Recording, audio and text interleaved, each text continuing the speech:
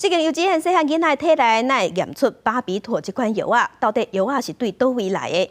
市政府是表示讲，感冒药啊内底可能有这款成分，不过这是引起医学界不满，袂讲凊彩黑白讲。基在医疗协会就发出声明，讲若是无样型的镜头，医生绝对袂开这款药啊。卫福部长嘛强调讲，巴比妥是第三级的管制药品，不是凊彩就摕有。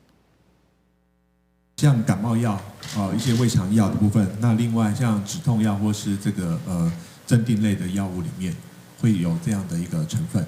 就是这回引起医界强烈不满。新北市一间幼儿园有8个囡仔血液验出微量管制药品巴比妥反应。新北市负责医记者会指出，为感冒止痛药啊也有巴比妥类成分。基层医疗协会10日发出声明强调，在药品来源还未调查清楚进前，不应该暗示药品是来自医疗院所。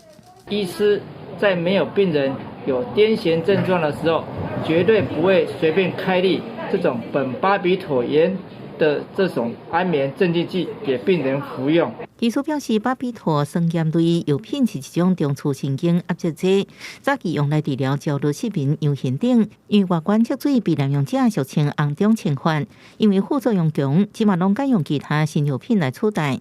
医师提醒，这种药品若食过头，可能会造成爱困、意识不清楚，甚至死亡。目前被列为第3级管制药品。本来就是都已经在管了，所以现在的那个问题是，他到底从哪边买到的？是这个问题，应该是很可能是来自非法的途径。